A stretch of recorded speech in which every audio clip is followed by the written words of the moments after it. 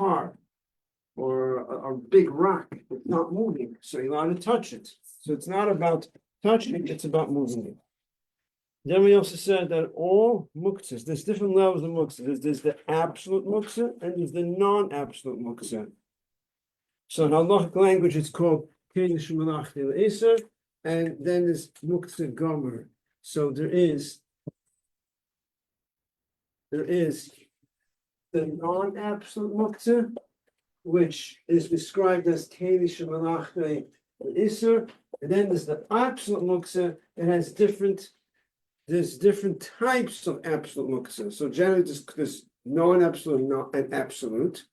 Non-absolute is this. Yeah. And then there's the absolute muktzah. But the absolute muktzah, there's different types of absolute muktzah. And we started to discuss one type of absolute muktzah, which is called muktzah machmas gufay. Whether it's absolute or non-absolute, you're always allowed to move it with your body, regardless. Anytime we have a conversation, well, in this situation, could you move it? You can't. I mean, lenient, strict. We're always discussing the hand. You could touch muktzah with any part of your body other than your hand. There's no issue. There are those that are strict if you're moving it to protect the muktzah. There are those that say then you cannot even move with your body if it's to protect. But the Alter Rebbe says you could move it. You could move with your body, even if it's to protect the muktzah. So now we're going to be discussing, yeah. How come some people don't move their candles once they're burnt out? Candles. So we're going to get to all the examples. That is absolute muktzah. You could talk like. Yeah, who says you could? Yeah. Well, you want to Well, drop. You want to drop it and damage leichte that's worth a few $1,000s. I mean, yeah, you could. You want to? I mean, you have to know that you're able to do it. Yeah. Okay. So we're discussing. So we started discussing muktzah machmas gufay. What's the muktzah machmas gufay is absolute muktzah, which means that we said we discussed by kelish and lachil iser, you're allowed to move it if it's for the purpose of using it in a permitted way, or if the purpose is because you need the space.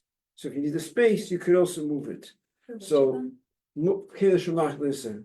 In last class, just going through briefly, in the last class we discussed, for example, you left your blow dry on your bed. You want to go to sleep. You can't go to sleep, but the blow dry is in the way. You can't sleep on the blow dry. You can't sleep like that. It's in the way. So you can move the blow dryer because a blow dryer is in the category of kiddush malachti l'isur. We went through all. We're not going through everything discussed in the last class. We're just going through main points. Another example I wanted to give was a fan. Let's say a fan is blowing on you, and you have those buttons you press and it moves back and forth. So okay, we're not going into that. Just the fan itself, right? Because that I don't know if it could be some malacha. I'm not sure how that works. But let's say just the fan itself. The fan is blowing in your face. You don't like the way it's blowing in your face. You want to move it away because you don't like the way or you want it to blow on you. Could you move the fan? It should blow on you. Anybody? Could you? Yeah. Because a fan is kelish malachti l'isur, and you're allowed to move it if you're moving it for the purpose of using the item in a permitted way. You're moving the fan so it should blow in your face because you like the way it blows, or you're moving it away. You don't want it to blow, so it's for yourself. So you're allowed to. If you're moving it because it's going to get damaged, then you can't. If it's to protect the muktzah, that's where you can't move it. I said the Alter Rebbe says you can move it to protect it. No, today we're talking about moving with your body. To move muktzah with your body, you can move even if it's to protect the muktzah. But kiddush malachti l'isur, when can't you move kiddush malachti l'isur? That's when it's to protect the muktzah. So, for example, there could be many situations where you're moving it because it's going to get damaged. Let's say a sponge. A sponge is a kiddush malachti l'isur. A sponge, right? Sponge still a camera. You just think kiddush malachti l'isur. So if you're moving it because it's sitting inside the water, it's going to get all soggy, whatever you want it to dry. Let's say you don't want to get at it, and you can't move it. What is it? Just a sponge. a sponge is keli shemlachti lissa, because a sponge is something that you're not allowed to use in Shabbos, and it's a keli. So to move it, because you want it to dry or whatever, you want it, if it's too soggy or whatever, if it's for the purpose of the muktzah, then you can't move it.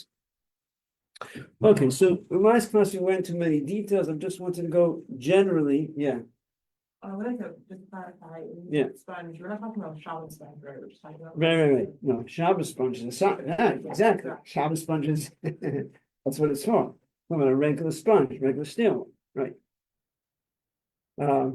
Any specific questions about that, or just we'll go back to we started last class also muktzah machmas gufay. So now we're discussing muktzah machmas gufay is the absolute muktzah.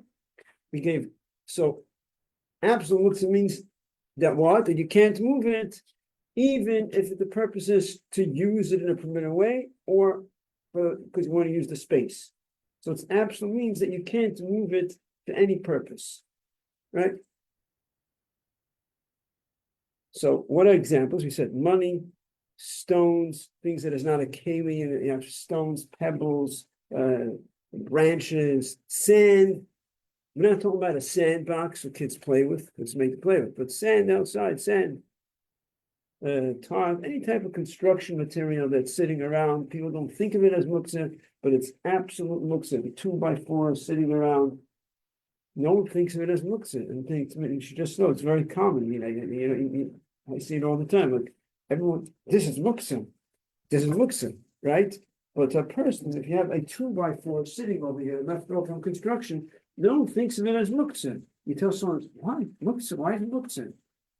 But the 2x4 is more muktzah than this, because this is keli shemlachti listen, which I can move it if I want to use it in a permitted way. Okay, not so practical how I can use it. But let's say something this. I want to use the stapler because I want to prop up the safe. Yeah, because I can use it. I can move it. But the 2x4 construction material is absolute muktzah. I can't move it even if I need a space. Okay, we said raw foods. Oh, so this is very practical. Raw foods.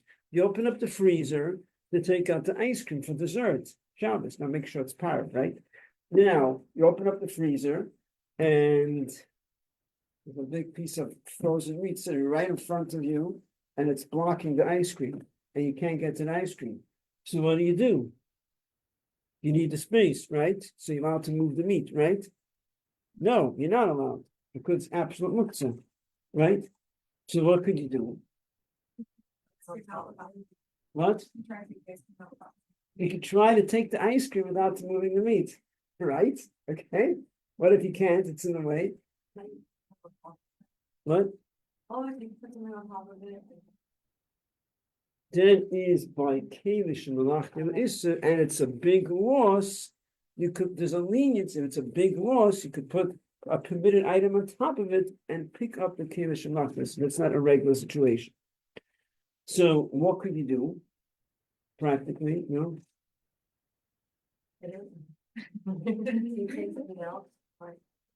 Oh, could I take? Very good. Could I take? Okay, another good example because you don't use the safer. A box of tissues, right? Can I take a box of tissues or whatever, or a fork or a long spoon, a serving spoon, and can I do that? The answer is no, because that's called an extension of your hand. There are some things that are lenient in that in certain situations. Al Rebbe is very strict. Al Rebbe says that's called an extension of your hand, and it's exactly the same as a piece of your hand. So you can't do that. So what could you do? Nothing. Well, we read this before. You can use your body. You want to use your foot. You can knock out the piece of meat from the freezer, and then you have to deal with the consequences. Where's it going to land on? How are you going to get it back into the freezer? Okay, so that's your own business if you want to deal with it that way. But there's nothing else you can do. What you can do is, before Shabbos, you organize and you make sure you don't have muktzah items.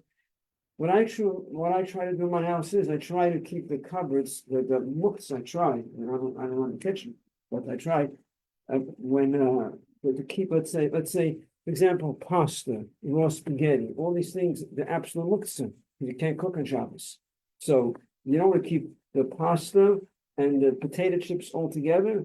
Then you take out the bag of potato chips, the pasta is there. We try to keep it separate.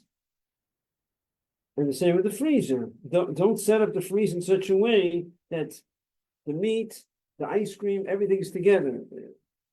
Organize it before Shabbos. Yeah.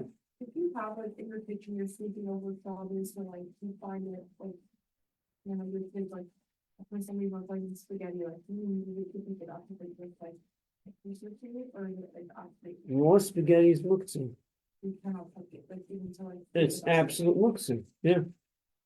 The thing is, what's in how many pieces it is? It's muktzah, so you can't move it. They told about they might get hurt, they might chew it, toddler, you know. They got, I don't think, they didn't, not just referring to that, but we're gonna be discussing later, there's certain types of muktzah that, absolute muktzah that people could get hurt, like broken glass, that's gonna be a leniency, so people don't get hurt. We'll get to that. Yeah. Would torn up money? Yeah, Torn up money, yeah, because like, there's a same, money is absolute muktzah, so torn up money is the same thing. I think you, Has a no, bank would. so it's like stones. Either way, it's absolute muktzah. Money is absolute muktzah. Stones, pebbles, useless items are absolute muktzah. So torn money, whichever way you want to look at it, is absolute muktzah. So the child picks up the dollar bill and throws it on the floor before Shabbos guests come over, you shouldn't sweep it up. Not that I've ever done. Come to think of it, maybe it's actually, maybe it was torn before Shabbos, could be it's out of the category of muktzah. Because maybe now it's, I don't know, what has no use. I think it's going to stay muktzah. This problem's going to stay. Yeah, there's another category of muktzah we're going to get to. Okay, it's too much of time. We're going to get to it. Where we go according to the beginning of Shabbos. We'll get to that. Okay. Okay, so let's go on. Oh, raw eggs. So you open up the refrigerator and you want to take out the pot of soup, or you want to take out vegetables or whatever you have over there. And there's a whole stack of raw eggs, and raw eggs you have to cook. So raw eggs are muktzah, right? Huh? No, people eat Raw eggs are not muktzah. So raw eggs are an exception to the rule. Generally, things that need to be cooked are muktzah, but raw eggs are not muktzah. Because, like you said, some people eat raw eggs. So it's not muktzah. It's an exception to the rule, right? Now, wet laundry. You have wet laundry sitting around, you washed it before Shabbos, and you didn't get to dry it, and it's all over the place, and it's wet. It's not wearable. It's wet. It's muktzah. It's absolute muktzah. You can't hang it up, right? Because muktzah. Now, if let's say when Shabbos came in, this really goes into another category. Maybe we'll even get to the category. I'm just going to tell you the basic category, and that is, if somebody that was muktzah when Shabbos came in, it stays muktzah the whole Shabbos. We're not going to go over into the details now, but Rabbi Osdoba describes this as muktzah machmas iser bevein hashmoshes. Muktzah machmas iser bevein hashmoshes. Bevein hashmoshes. Bevein hashmoshes is twilight. Muktzah because it was prohibited at twilight. So the rule is if when Shabbos came in, something was muktzah, it stays muktzah the entire Shabbos.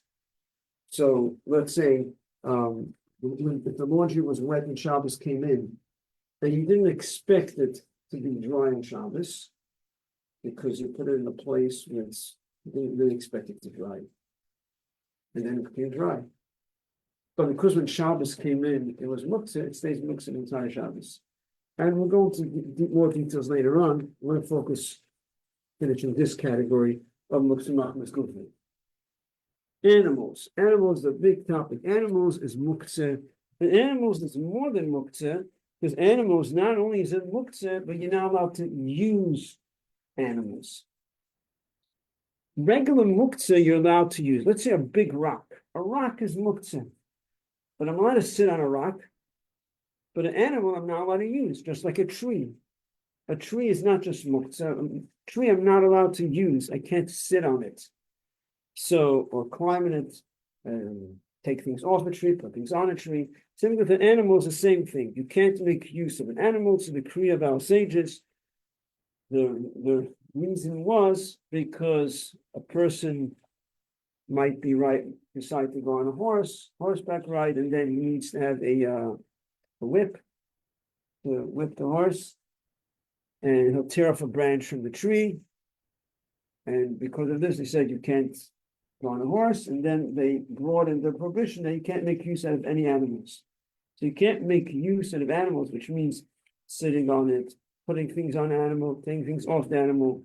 So when you have a pet, what do?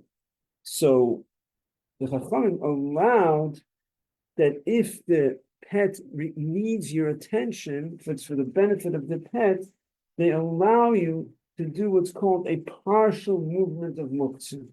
A partial movement of muktzah. It's very unusual to have a partial movement of muktzah. And in regular muktzah, there's no such thing as a partial movement, right? Let's say this pushka is muktzah, right? So I'm going to use it. I'm going to move it partially, not the whole thing, just a little bit. Not moving the whole thing, right? Does that make sense? No, it doesn't make any sense because the whole thing moves. But animal is pliable. Animal is different. So when you grab onto the animal and you squeeze it, you hold it, whatever, and the legs are still on the ground, you're not moving it completely. So over there, there's such a thing. Huh? Like the scissors example with a toddler that won't. No, that's different. That's no connection. You're minding me. No, we can discuss it after. This is different. We're talking about the animals stationary on the ground.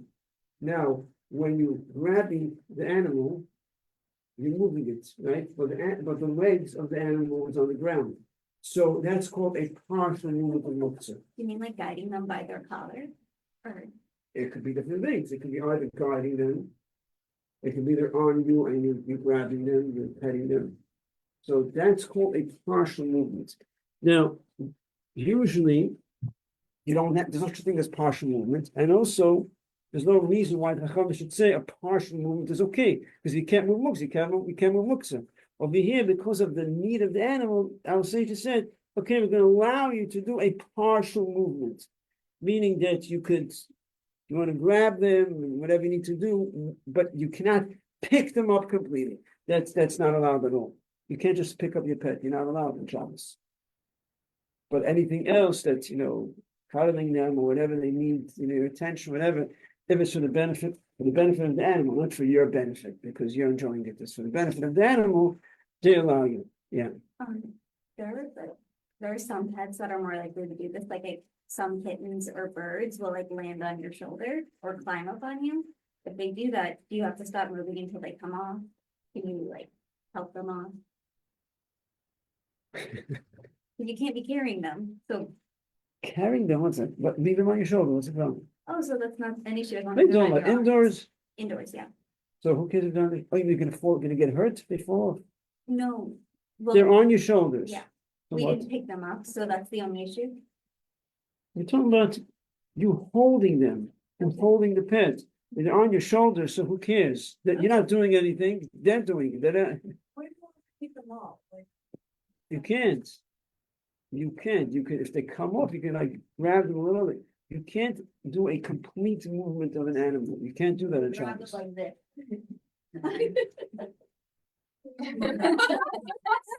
Actually, I'm not sure about that. Because you can't move. Maybe you could. You could, no, there's probably you could do it. There's probably you could do that. I'm thinking because you can't make use of animals in general. You can't even like put things on it. And so lifting it up, there's probably the elbows you could. If that you're saying it doesn't really make sense. It doesn't work with animals, right? Yeah, we looked it all. The animal's gonna be like squirming around if you, yeah. can you like, Oh, 1 second. oh, sorry, so with cats, like, I know some people who have like cats sitting on them and they need to get up, but you can't leave the cat. You can like tell the cat, like, hey, get off, like. Yeah, Some yeah. people say also like just try to get up and the cat will just jump off. yeah, So that's- sure. Yeah. Yeah, getting up, so what? Any, your body's no problem, yeah. It's just like this, you can't, you just pick it up. Can you like command an animal, you can't stop them, but if they understand the command of like, go to your place or stay, is that okay? Because of trapping? Okay. So this is a separate topic of trapping. So we can discuss it afterwards. It's probably if it's your own animal, it could be it's okay, but it's a separate separate discussion. I think I heard last week that they said if the animal would trap itself, like open the door, tell the cat to go in. They're not trapping it, but they'll actually do it themselves, and I think I heard that aloud. Yeah, You makes can't sense. actually like force the force. Yeah, You could even go. it makes sense. Makes Exactly, sense. yeah. in like And then- seconds. It makes sense. Yeah. Okay, now, pits, shells, peels. So you have the leftover from food, the pits, the shells, the peels. Is that muktzah? Anyone has any idea how that works? Right, so you're peeling it. So in general, when you peel, let's say egg, you peel it right into the trash, right into the garbage. That's the best way to peel, so you don't have any problems, huh? There might be situations where like, for example, I know people, like, where I live, and they have chickens in their backyard, and they collect the scraps as the chicken food. So in that case. it's Very good. extra. Exactly, that's what I'm saying. I was gonna get to that. Very good. Exactly. It's even more than that. It goes beyond that. That means, what do you mean beyond that? If there are animals in the neighborhood, people have dogs, cats. You don't have any dogs and cats, let's say, but dogs and cats in the neighborhood, and these types of pits, shells, and peels, dogs and cats, let's say, eat. So if they, let's say, eat those types of pits that you have, then those pits are not muktzah, even for you, because you're in a neighborhood where people have these animals and they're able to eat these pits, so they're not muktzah. And that is only that's only if it's a animal that's common. It's if let's say someone has an animal that's not common, and someone has that in your neighborhood, then it's not allowed. Like if I had an alpaca farm, but that's not common in New York. Let me just clarify. I started saying something. I want to make sure I'm clear what I'm saying over here. But the Rebbe says like this. But the Rebbe says, let's an example, mustard seeds, or mustard, yeah, or the peels of the mustard. Okay, let's say you have something that's it's only certain, let's say the certain types of animals need it. So it can't be that there is one person in this neighborhood that has that type of animal. In other words, let me just make it practical. I started to say something, I realized that it's getting too confusing. Let me give, so let's have example, pits, peels, shells that are fit for dogs, right? So we said people have dogs in the neighborhood, then it's not muktzah. Let's say, hypothetically speaking, just to make sure this, just to clarify this halacha, let's say it's not a common thing to have dogs. Let's say, okay, imagine dogs. No one has dogs. Not a common thing. Yeah, there's one person in the neighborhood that has a dog. Let's say, yeah, and now you have those pits for that animal. That's not common. Then it's still going to be muktzah. Okay, that's the practical example. So it's not practical dogs, but let's say there's some other unusual type of animal. They have a certain type of shell that animal can eat it, but it's not common to have this animal. Yeah, but there's one big guy over there, big shot, that he has this very, very interesting animal that eats this shell in the neighborhood. So we say it's still muktzah. Is Okay. it muktzah to that one big shop that has that animal? No, for that person, it won't be muktzah. But what we're saying till now, that because people have it in the neighborhood, that only helps if it's an animal that's common. Okay. Okay. What are we allowed to do with them? Our shell, there are chickens that Now, chicken eat shells, yes, there's chickens here in Cronex. on Empire Boulevard. across the road from A our lot of kosher. people like chicken breast. People have chickens. Yeah, they look great. It has to be that it's common. So that's exact, one second, that's one second. Chicken died. That's exact, so this, They had. I don't think there's any more chicken. this is a perfect example to what we're talking about. We're talking about this. Is it common to people to have chickens and crownites? No, Oh, I don't think it's common, so that's a perfect example. Now, you have a certain shell pit that chickens eat, let's say, but it's not common to have chickens. So only those people who have the chickens, for them, it's not muktzah. That's a good example. Let's get more chickens and crowns. Yeah. So like the end of like the cucumber, that you don't want in your salad. And so I don't know, do dogs and cats eat it? Cats, no, dogs, I yes. would say. Dogs eat it, so people have dogs, so it's not muktzah. Yeah. Yeah, you have to know it.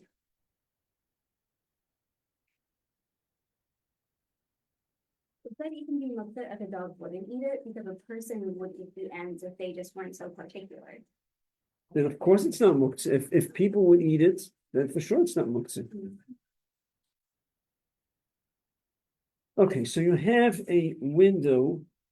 You have the shade that detaches. You have good examples over here. So let's say the shade, you don't have it. You have sometimes shades that it clicks into place. It comes in and out, and it's very easy to click it back in.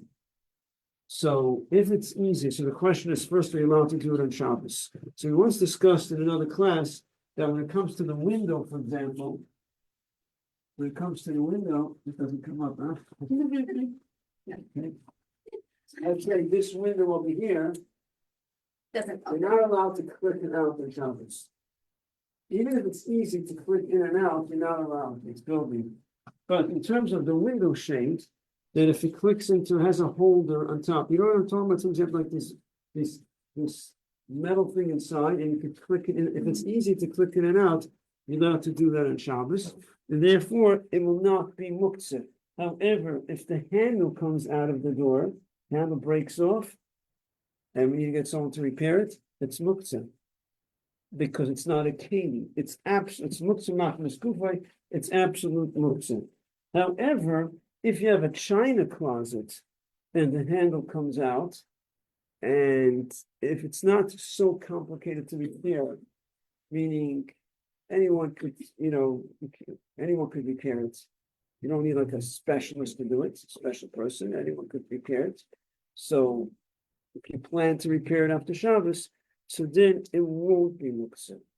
Okay, so now what did I say? First I said the door is muktzah, the china closet is not muktzah. What's happening? So the point over here is if it's a keli, so something that's part of a keli remains a keli. A china closet is a keli. So if the door comes off and you plan to repair it, now if you need, now here it gets a little, okay, so first let's make it simple. The door comes off the china closet and it's easy to repair. Meaning after Shabbos, you can take a screw, whatever, you'll fix it back. So because you're able to repair it, so now that door that came off the china closet is not muktzah. How come? The door itself that came off is not usable the way it's now. But because it was part of a vessel, and a china closet is not muktzah, it's a vessel. So the door that came off, because you plan to repair it, retains its status of a keli. Yeah, you get it? You make sense? You get what I'm saying? No? So you have a china closet or any keli that the door comes off, but is a china closet muktzah? No, it's not muktzah, it's a keli, it's a big vessel. Now the door comes off. The door is not usable. Usually something that's not usable is muktzah. Now theoretically it should be muktzah. It's like the construction material. You can't use it. Theoretically. But you plan to repair it. Because you plan to repair it, it retains its status of the way it was originally, which is a vessel, a keli. Correct. It retains its status. Now, if you need a professional to fix it, then many opinions say then it's muktzah, because like a keli that smashed to pieces, it's not usable. You need a professional to fix it. But with a door that comes off the hinges, and you plan to repair it, will be muktzah, even though after Shabbos, no big deal. I think the screwdriver, fix it myself, I'll put it back on. It's muktzah.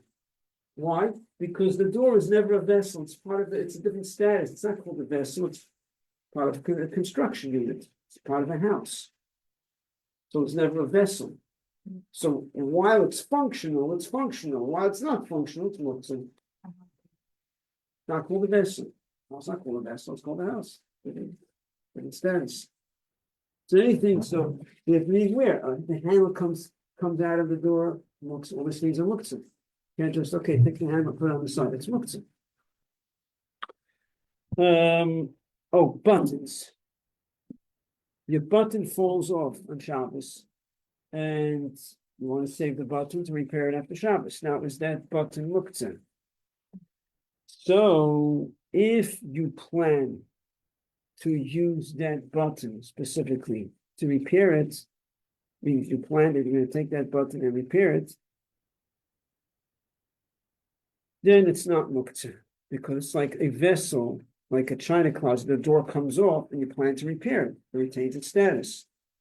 If you plan to use that button to sew back up on after Shabbos, then that button is not muktzah.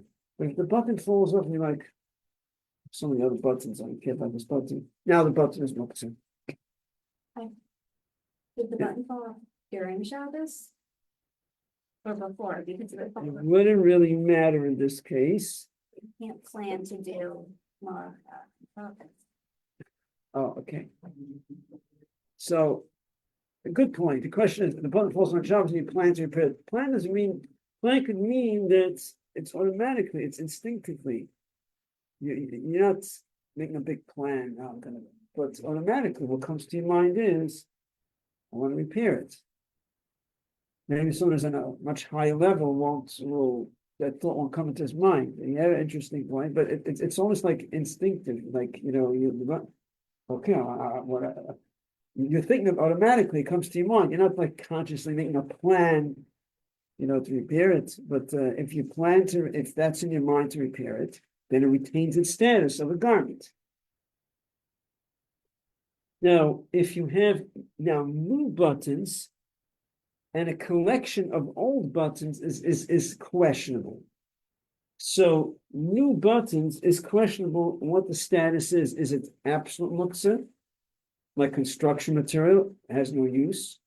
Or is it in the status of a keli, because being that you could do something with it, it's usable in a prohibited way, so it will be in the status of keli shemalachti le'isur, right? In other words, new buttons, in a pack of new buttons, we have a collection of old buttons. It is questionable, is it in the status of absolute muktzah, or is it in the status of keli shemalachti le'isur, a keli that's used, meant like a pen. The purpose of a pen is for a prohibited purpose. You have buttons. What is these buttons meant for? To do something prohibited with it, to sew it. So that's one view, or it's questionable. Could be it's absolute muktzah, because it's dysfunctional.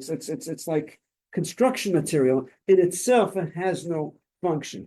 So the way it's brought down, and it could be the other people that say clearly one way, but the Rabbi Chaim the big place in times of Fida Kedema, he says that it's questionable. He said it's not clear which status it is.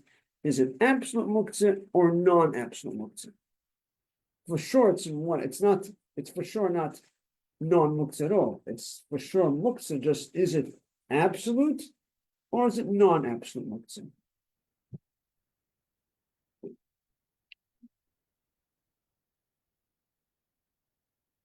A dish breaks on Shabbos. A keli breaks. Smashes on the floor. Smashes into pieces. What's the status of this vessel? Dangerous comes later. First, we just analyze, say what is it? Never going to discuss. Now it's dangerous, so how do we deal with it? But first, Allah says, muktzah. Is it usable? No, it's like it's a shards. It's like broken pieces. It's like twigs, rocks, pebbles outside. It has no function. So it's absolute muktzah because it's not usable anymore. Now, people could get hurt, right? He said because people could get hurt, especially if you have children around, you have to judge the situation. I mean, hypothetically speaking, if there's no children and it's in a large room that's separate and no one's going to be walking there, and you can just close the door. I mean, it could be variable situations, but assuming that there's a concern of someone getting hurt, especially when there's no children around. So I'm saying we're going to be muktzah is our prohibition. So we're going to be lenient. We're going to say you could move the muktzah so no one should get hurt.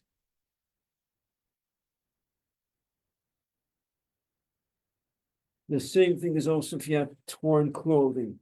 Torn clothing is muktzah. Let's say before Shabbos, a pair of tights or socks that are torn to pieces. It's damaged. So you went ahead and you went just tore it apart because you're just going to throw it into the garbage anyways. So you went like this, it's torn apart and it's on the floor. It's muktzah. It's absolute muktzah because you tore it and it's a garbage. It has no function. So it's muktzah. Torn shoelaces. Yeah, you're tying your shoe Shabbos morning and you pull the shoelace and a piece tears off. But that piece is muktzah. So it falls, or you leave it on the floor. You can't just pick it up and put it in the garbage. It's muktzah. You can move with your foot.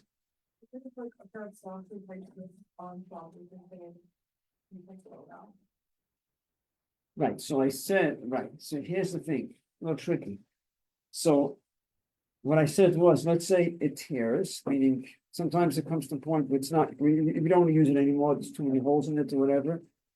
So now, what I said was, and then you went and you tore it. So you tore it completely. It says it's not usable at all.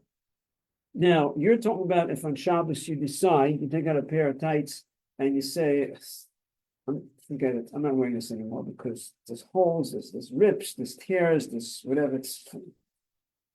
But really, theoretically, it's still usable. Some people might still use it. So now, if you decide on Shabbos that you don't want to wear it anymore, it won't become muktzah just because you decided on Shabbos. Actually, one second. It could be. Where is this? Yeah, exactly. Yeah, it won't become muktzah on Shabbos because being when Shabbos came in, it was usable. Now you decided that I don't want to use it. No, it's garbage. I don't want to wear it anymore. It won't become muktzah.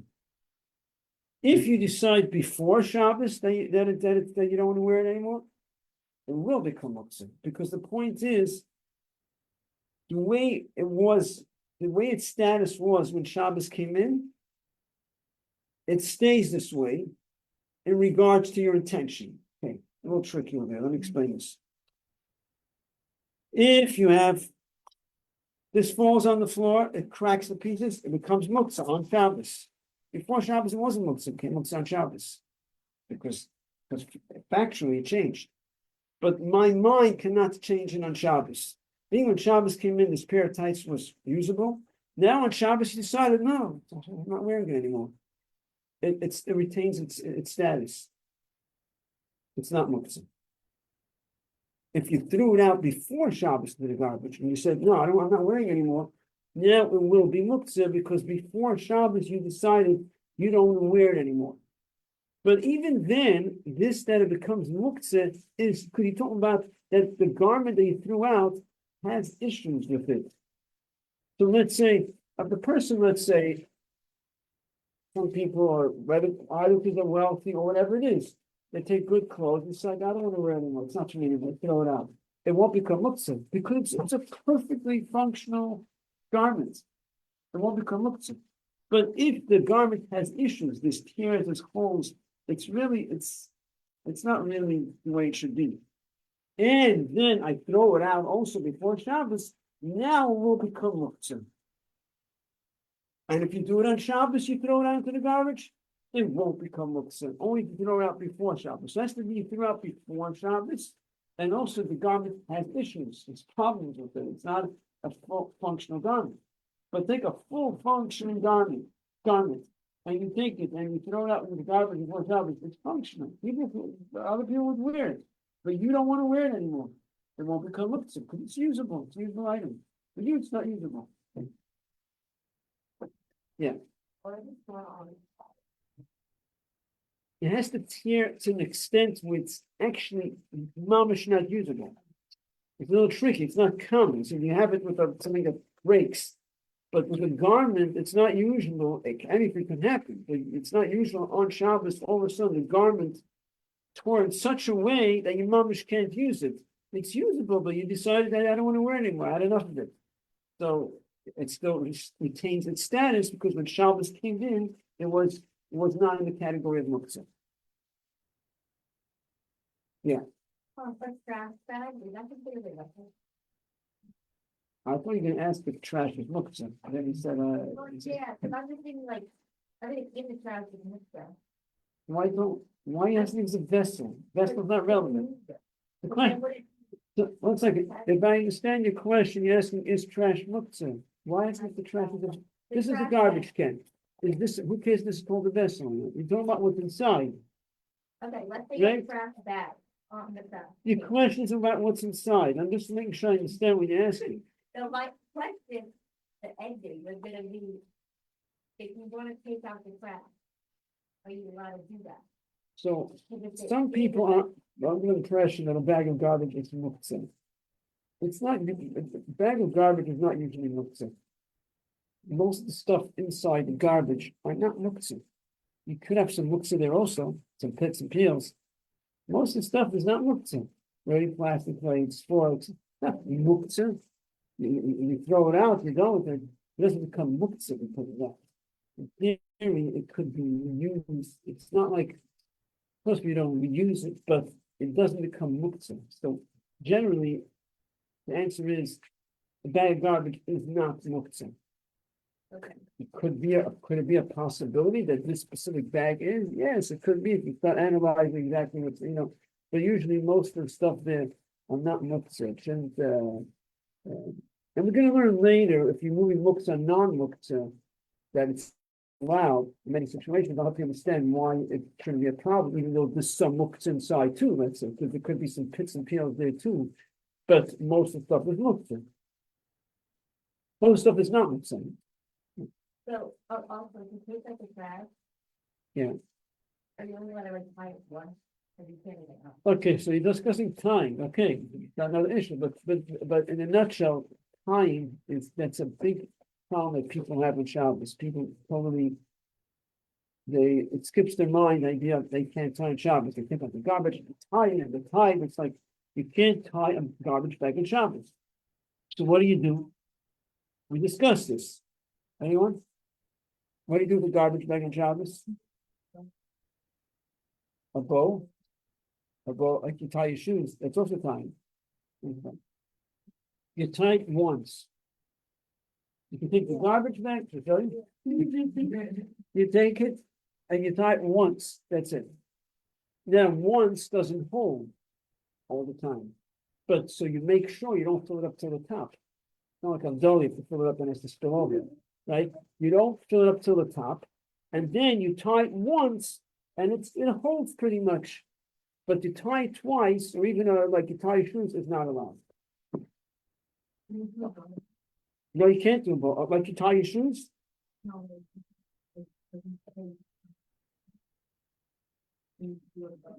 just a bow without the knots. Show me what you mean. It could be. It could be. Okay, we'll continue mitzvah tomorrow. Yeah, you could show me. Yeah. What is?